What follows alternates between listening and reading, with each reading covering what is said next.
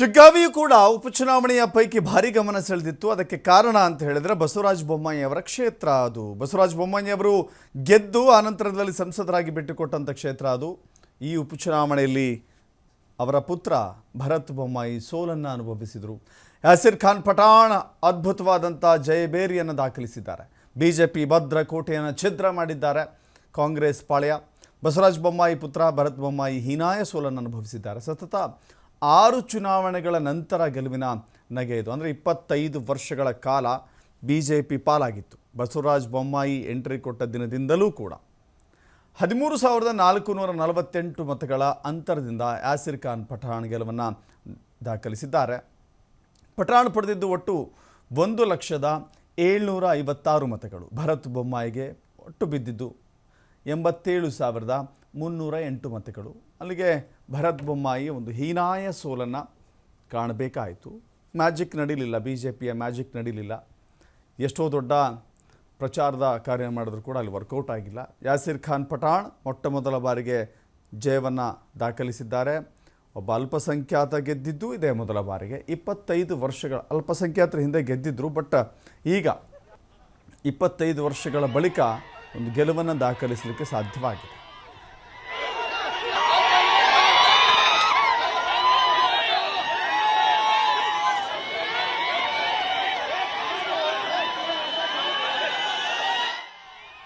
ಭರತ್ ಬೊಮ್ಮಾಯಿ ಸೋಲಿಗೆ ಕಾರಣ ಏನು?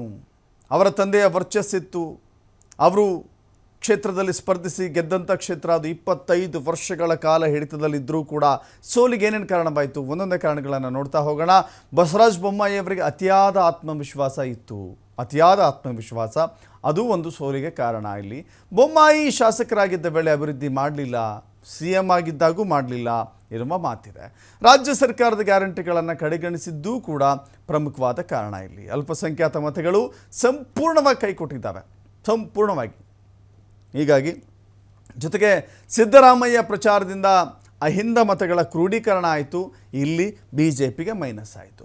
ಸತೀಶ್ ಜಾರಕಿಹೊಳಿ ಈ ಕ್ಷೇತ್ರದಲ್ಲಿ ವಾಸ್ತವ್ಯ ಹೂಡಿ ತಂತ್ರಗಾರಿಕೆಯನ್ನು ಮಾಡಿ ಗೆಲುವಿಗೆ ಕಾರಣರಾದರು ಕಾಂಗ್ರೆಸ್ಗೆ. ಹೀಗಾಗಿ ಬಿ ಜೆ ಪಿಗೆ ಅದು ಮೈನಸ್ ಆಯಿತು.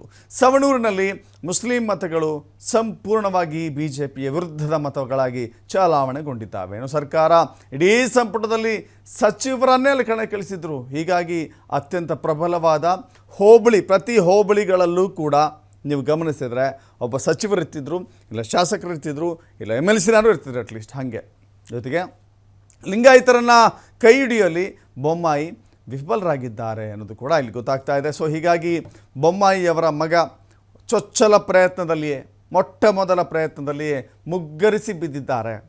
ಬಸವರಾಜ ಬೊಮ್ಮಾಯಿಯವರ 25 ವರ್ಷದ ಹಿಡಿತ ಹೊಂದಿದ್ದಂಥ ಕ್ಷೇತ್ರವನ್ನು ಸುಲಭವಾಗಿ ಕಳೆದುಕೊಂಡಿದ್ದಾರೆ. ಬೊಮ್ಮಾಯಿಗಿಲ್ಲಿ ಬಹಳ ದೊಡ್ಡ ಮುಜುಗರ. ಕ್ಷೇತ್ರವನ್ನು ಕಳೆದುಕೊಂಡಿದ್ದಾರೆ. ಉಪಚುನಾವಣೆಯಲ್ಲಿ ತಮ್ಮ ಕ್ಷೇತ್ರವನ್ನು ಕಳೆದುಕೊಳ್ಳುವ ಮೂಲಕ ಮಾಜಿ ಮುಖ್ಯಮಂತ್ರಿಗಳ 2 ಮಕ್ಕಳು, ಒಂದು ಕಡೆ ಬೊಮ್ಮಾಯಿ, ಇನ್ನೊಂದು ಕಡೆ ಕುಮಾರಸ್ವಾಮಿ, 2 ಮಕ್ಕಳು ಕೂಡ ಸೋಲನ್ನು ಅನುಭವಿಸಿದ್ದಾರೆ. ಹಾಗಾದರೆ ಯಾಸಿರ್ ಖಾನ್ ಪಠಾಣ್ ಹೆಂಗಿದ್ರು? ಅನೇಕ ಗೊಂದಲಗಳಿದ್ವು ಅವರ ಹತ್ರ. ಅವರ ಗೆಲುವಿಗೆ ಕಾರಣಗಳೇನು ಅನ್ನೋದನ್ನು ನೋಡ್ತಾ ಹೋಗೋಣ. ಜಾತಿ ಲೆಕ್ಕಾಚಾರದಲ್ಲಿ ಪ್ರಚಾರವನ್ನು ಕಾಂಗ್ರೆಸ್ ನಾಯಕರು ನಡೆಸಿದರು.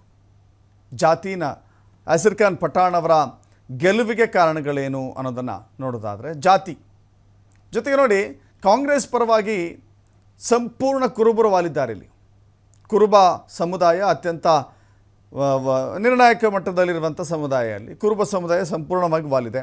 ವಾಲ್ಮೀಕಿ ಮತಗಳು ಸತೀಶ್ ಜಾರಕಿಹೊಳಿಯವರ ಕಾರಣಕ್ಕಾಗಿ ಸಂಪೂರ್ಣವಾಗಿ ಕಾಂಗ್ರೆಸ್ಸಿಗೆ ಬಂದಿದೆ. ಈವರೆಗೆ ಬೊಮ್ಮಾಯಿ ಪರವಾಗಿದ್ದಂಥ ವಾಲ್ಮೀಕಿ ಮತ್ತು ಕುರುಬ ಸಮುದಾಯಗಳು ಕಾಂಗ್ರೆಸ್ಗೆ ವಾಲಿದ್ದಾವೆ. ಸತೀಶ್ ಜಾರಕಿಹೊಳಿ, ಸಿದ್ದರಾಮಯ್ಯ ತಂತ್ರಗಾರಿಕೆ ಎಲ್ಲವೂ ಕೂಡ ಇಲ್ಲಿ ವರ್ಕೌಟ್ ಆಗಿದೆ. ಭರತ್ ವಿರುದ್ಧ ಇರುವಂಥ ಬಿಟ್ಕಾಯಿನ್ ಹಗರಣ, ಭರತ್ ವಿರುದ್ಧ ಇರುವಂಥ ಬಿಟ್ಕಾಯಿನ್ ಹಗರಣ, PSI ಹಗರಣದ ಆರೋಪ ಅವರ ತಂದೆ ಮೇಲೆ, 40% ಕಮಿಷನ್, ಪೇ CM ಅಭಿಯಾನ, ಇವೆಲ್ಲವೂ ಕೂಡ ಪ್ರಚಾರದಲ್ಲಿ ಬಳಸ್ಕೊಳ್ತಾ ಹೋದರು. ತಂದೆ ಪರ ಇದ್ದಂಥ ಮತದಾರರು ಭರತ್ ಬಗ್ಗೆ ಅತ್ಯಂತ ನಿರಾಸಕ್ತಿಯನ್ನು ತೋರಿಸಿದರು. ಅದು ಸೋಲಾಗಿ ಇಲ್ಲಿ ಪರಿಣಮಿಸಿದೆ. ಎಲ್ಲವೂ ಕೂಡ ನೋಡಿದರೆ ಅವರವರ ದೃಷ್ಟಿಯಲ್ಲಿ ಅವರು ಮಾತನಾಡಿದ್ದಾರೆ. ಬಟ್ ಸೋಲಂತೂ ಒಪ್ಕೊಂಡಿದ್ದಾರೆ. ಜನ ಇಲ್ಲಿ ಯಾರನ್ನು ಗದ್ದುಗೆ ಕೂರಿಸಬೇಕು, ಯಾರನ್ನು ಮನೆಗೆ ಕಳಿಸ್ಬೇಕು ಅನ್ನೋ ನಿರ್ಣಯವನ್ನು ಮಾಡಿದ್ದಾರೆ. ಮೊಟ್ಟ